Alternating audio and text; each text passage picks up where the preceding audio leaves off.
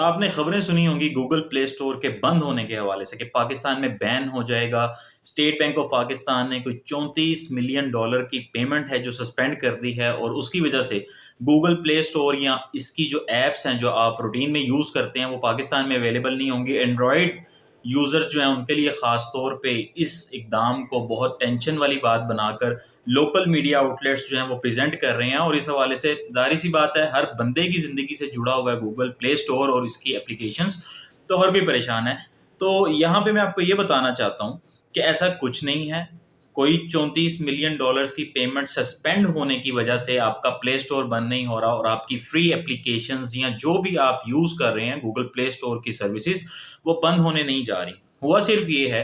कि state bank of Pakistan ने DCB, जिसे डायरेक्ट कैरियर बिलिंग कहते हैं, जो कि आपके मोबाइल फ़ोन्स जो ऑपरेटर्स होते हैं जैसे अपना वारिद है, यूफ़ोन है, जैज़ है या टेलीनॉर है, उनके थ्रू जो आप पेमेंट्स करते हैं उसको डायरेक्ट कैरियर बिलिंग कहा जाता है। तो उसको सस्पेंड किया है, वो डीसीबी को मुअत्तल कर दिया गया, जिसकी वजह से कुछ $34 मिलियन की पेमेंट्स जो हैं वो इंटरनेशनल सर्विस प्रोवाइडर्स को पाकिस्तानी टेलीकॉम सेक्टर जो है वो नहीं कर सकता। टेलीकॉम सेक्टर से मेरी मुराद प्राइवेट कंपनीज हैं, वो वहां पर नहीं उनको कर सकी। तो इस वजह से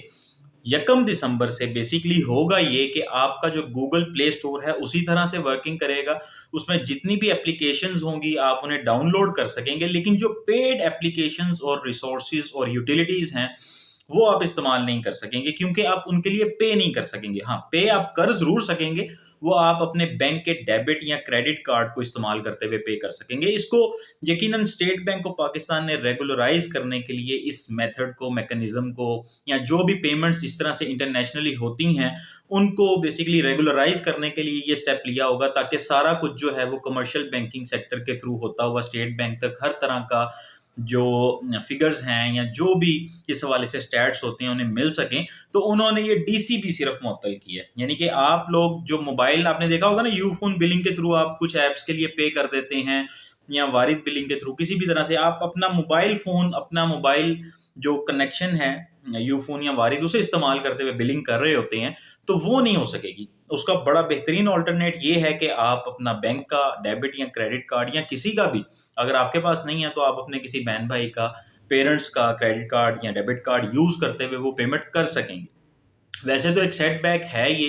कि हर बंदे के पास डेबिट कार्ड या क्रेडिट कार्ड की एक्सेस नहीं होती और बहुत बड़ा एक इसका पोर्शन है, मतलब तकरीबन $60 मिलियन जो हैं वो एनुअली हमारे जो लोकल कैरियर्स हैं, टेलीकॉम कैरियर्स, ये ट्रांसमिट करते हैं सर्विसेज की मद में, जो लोग परचेज करते हैं। यहाँ पर होता ये है कि जब आप कोई गूगल ऐप स्टोर पे, जैसे पबजी खेलने वालों को मैंने अक्सर देखा है, या नॉर्मली कई ऐसी ऐप्स होती हैं जिनके कुछ फीचर्स आपको पे करना पड़ता है, मतलब जैसे ये वीडियो एडिटिंग की ऐप है इन शॉर्ट, इसके कुछ फीचर्स अगर आपने यूज करने हैं या मल्टीपल ऐसी दूसरी एग्जांपल्स हो सकती हैं, तो वो आपको एक स्पेसिफिक पॉइंट पे आके कुछ सर्विसेज के लिए पे करना पड़ता है। तो वो कैसे करते हैं कि आप पे कर देते हैं अपने क्रेडिट जो बैलेंस होता है, आपका मोबाइल का जो बैलेंस होता है उसके थ्रू